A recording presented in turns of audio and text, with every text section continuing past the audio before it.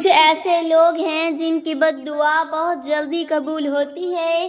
اگر ان کا ہاتھ آپ کی بد دعا کے لیے اٹھ جائیں تو آپ کی زندگی اجیرن بن جائے گی۔ خدا را ان کی بد دعاؤں سے بچیں۔ بسم اللہ الرحمن الرحیم۔ محترم ناظرین، حضرت سعید بن اسلم رضی اللہ تعالی عنہ فرماتی ہیں، میرے والد نے بتایا کہ ایک مرتبہ حضرت عمر بن خطاب رضی اللہ تعالی عنہ لوگوں کے درمیان جلوہ فرماتے کہ اچانک ہمارے قریب سے ایک شخص گزرا جس نے اپنے بچوں کو کندھوں پر بٹھا رکھا تھا۔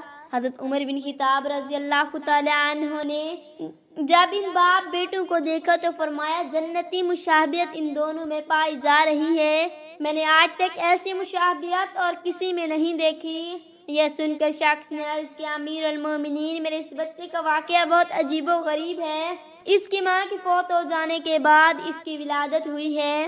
کہ سن کر آپ رضی اللہ تعالی عنہ نے فرمایا، پورا واقعہ بیان کرو۔ وہ شخص عرض کرنے لگا، اے امیر المومنین، معجزات کی جانے لگا تو اس کی والدہ حاملہ تھی۔ میں نے جاتے وقت دعا کی، اللہ میری زوجہ کے پیٹ میں جو حمل ہے میں اسے تیرے حوالے کرتی ہوں، اس کی حفاظت فرمانا۔ یہ دعا کر کے معجزات کے لیے روانہ ہو گیا۔ جب میں واپس آیا تو مجھے بتایا گیا کہ میری زوجہ کا انتقال ہو گیا ہے۔ میں بہت افسوس ہوا۔ ایک رات میں ابن تیزادہ بھائی سے کہا، مجھ سے میری بیوی کی قبر پر لے چلو۔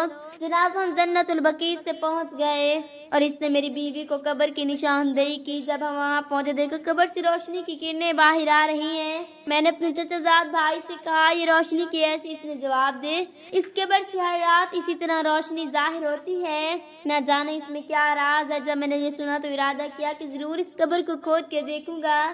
چنانچہ میرے پہاڑوں منگوایا، ابھی قبر کھودنے کے ارادے ہی کیا تھا کہ قبر سے خود بخود کھل گئی۔ جب میں نے اس میں جھانک کر دیکھا تو اللہ کی قدرت کے کرشمہ نظر آیا کہ میرا بچہ اپنی ماں کی گود میں بیٹھا کھیل رہا تھا۔ جب میں قبر سے اترا تو کسی نے داد دینے والے نے داد دی، تو انہوں نے جو امانت اللہ کے پاس رکھی تھی وہ تجھے واپس کی جاتے۔ جہاں اپنے بچے کو لے جا، اگر تو اس کی ماں کو بھی اللہ کے سپرد کر جاتا تو اسے بھی صحیح سلامت پاتا۔ پس میں نے اپنے بچے کو اٹھایا، قبر سے باہر نکالا۔ جیسے میں نے قبر سے باہر نکالا، قبر پہلے کی طرح دوبارہ بند ہو گئی۔ صحابی رسول نے اپنا بیٹا اللہ کے سپرد کیا تو اللہ نے بھی اسے قبر میں زندہ رکھا ہے۔ اللہ ہم بھی اپنا ایمان تیرے سپرد کرتے ہیں، تو ہمارے ایمان کی حفاظت فرمانا اور ہمارا خاتمہ بالخیر فرمانا۔ کچھ ایسے لوگ کی بد دعا اللہ تعالیٰ کے ہاں بہت جلدی قبول ہوتی ہیں، کیونکہ ان پر ظلم یا انصافی کی جاتی ہے اور وہ بے بس ہوتے ہیں۔ درجہ ذیل لوگوں کی بد دعا خاص طور پر قابل ذکر ہے۔ والدین کی بد دعا خاص طور پر قبول ہوتی ہے، کیونکہ ان کا مقام اللہ کے ہاں بہت بلند۔ اگر اولاد ان کے ساتھ بدسلوکی کرے یا ان کی نافرمانی کرے تو ان کے بد دعا کا اثر بہت ہوتا ہے۔ کسی بھی مظلوم کی بد دعا اللہ تعالیٰ کے ہاں فوری قبول ہوتی ہے۔ مظلوم کے دل سے نکلی بد دعا اللہ تعالیٰ کے ہاتھ تک پہنچتی ہے، چاہے وہ کسی دین یا مذہب سے تعلق رکھتا ہو۔ یتیم بچوں کی بد دعا بھی جلدی قبول ہوتی ہے، کیونکہ وہ کمزور اور بے سہارا ہوتی ہیں۔ اگر کوئی ان کے ساتھ ظلم کرتا ہے یا ان کے حقوق طلب کرتا ہے تو ان کی بد دعا اللہ تعالیٰ کے ہاں جلدی قبول ہوتی ہے۔ مسافر کی دعا اور بد دعا دونوں کا اثر زیادہ ہوتا ہے۔ مسافر کی حالت اللہ تعالیٰ کے ہاں ایک مقام رکھتی ہے، اس کے لیے اس کی بد دعا بھی جلدی قبول ہوتی ہے۔ جو شخص مزدور کا حق مارتا ہے یا اس کے ساتھ ظلم کرتا ہے، اس مزدور کی بد دعا بھی فوراً قبول ہوتی ہے۔ یہ افراد وہ ہیں جن کی بد دعا اللہ تعالیٰ کے ہاں جلدی قبول ہوتی ہے اور ان کے ساتھ نیکی اور انصافی کا برتاؤ رکھنے کی سخت تاکید کی گئی ہے۔ یتیم کی بد دعا اللہ تعالیٰ کے ہاں بہت جلد قبول ہوتی ہے، کیونکہ یہ یتیم ایک کمزور اور بے بس شخص ہوتا ہے۔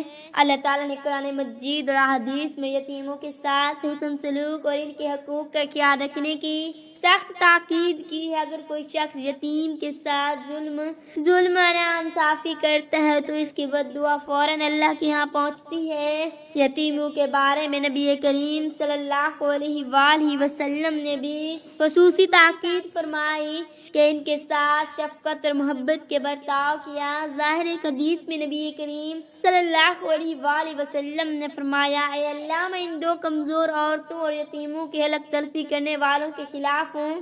ایک آدمی کو حضور اکرم صلی اللہ علیہ وآلہ وسلم نے اسلام کی دعوت دی تو اس نے عرض کیا، میں ایمان نہیں لاؤں گا، یہاں تک کہ آپ صلی اللہ علیہ وآلہ وسلم لڑکی کو زندہ نہ فرما دیں جو فوت ہو چکی۔ آپ صلی اللہ علیہ وآلہ وسلم نے فرمایا کہ مجھے اس کی قبر دکھاؤ۔ اس لڑکی کی قبر دکھائی۔ ایک روایت میں کس نے عرض کیا، کیا میں نے اس لڑکی کو میت وادی میں پھینک دیا؟ اس پر آپ صلی اللہ علیہ وآلہ وسلم نے فرمایا کہ مجھے وہ وادی دکھاؤ۔ اس نے وہ قبر یا وادی آپ صلی اللہ علیہ وآلہ وسلم کو دکھائے۔ آپ نے اس چھوٹی سی لڑکی نے جواباً عرض کیا، لبیک۔ آپ علیہ الصلوۃ والسلام نے فرمایا، کیا تو پسند کرتے ہیں کہ دنیا میں آ جائے؟ اس نے عرض کیا، یا رسول اللہ صلی اللہ علیہ وآلہ وسلم، میں دنیا میں آنا پسند نہیں کرتی، کیونکہ میں نے آخرت کو دنیا سے اچھا پایا۔ تو آپ صلی اللہ علیہ وآلہ وسلم نے فرمایا کہ تیرے والدین ایمان لا چکے ہیں، اگر تو چاہے تو تجھے ان کے پاس واپس لاتے ہیں۔ سبحان اللہ۔ حضرت علی رضی اللہ تعالیٰ عنہ فرماتی ہیں کہ ہم حضور صلی اللہ علیہ وآلہ وسلم کی ہمراہ گرد رماں میں جاتے تو پتھر اور درخت جو سامنے آتے وہ عرض کرتے، الصلاۃ والسلام علیک یا رسول اللہ۔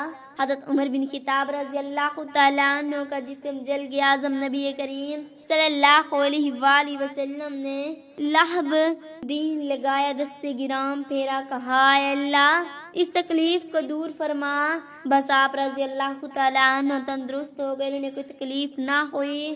حضور نبی کریم صلی اللہ علیہ وآلہ وسلم خیبر سے واپس سے مکہ پر مقام صحابہ پر پہنچے، تلاش کر اسلام نے وہاں پڑاؤ ڈالا۔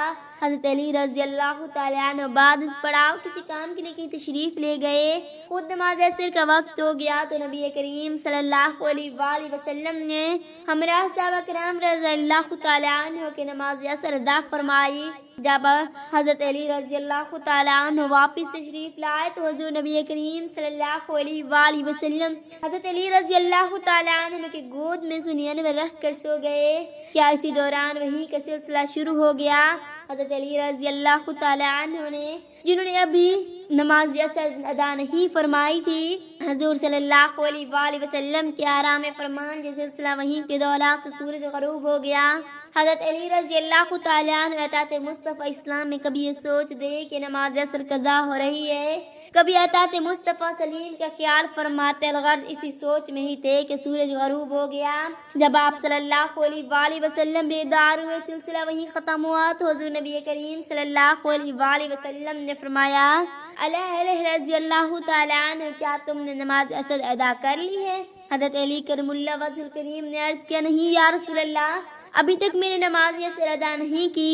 حضور نبی کریم صلی اللہ علیہ وآلہ وسلم نے دعا فرمائی اور بارگاہ اس دنیا میں عرض نہ کیا، اے اللہ، اے علی تیری اور تیرے محبوب صلی اللہ علیہ وآلہ وسلم کی فرما برداری میں تھے کہ سورج میں غروب ہو گیا، سورج کو واپس ہونے کا، تاکہ حضرت علی رضی اللہ تعالیٰ عنہ نماز عصر ادا کر لیں۔ اللہ تبارک و تعالیٰ نے آپ صلی اللہ علیہ وآلہ وسلم کی دعا کو شرف قبولیت عطا فرمائے، ڈوبے سورج کو واپس ہونے کا حکم دیا، نہ تو ڈوبا اور سورج واپس آ گیا، اور مخلوق خدا نے یہ منظر اپنی آنکھوں سے دیکھا۔ حضرت علی رضی اللہ تعالیٰ عنہ نے نماز عصر ادا کی۔ اللہ پاک سے دعا ہے کہ اللہ پاک ہمیں تمام احادیث پر عمل کرنے کی توفیق عطا فرمائے، آمین ثم آمین۔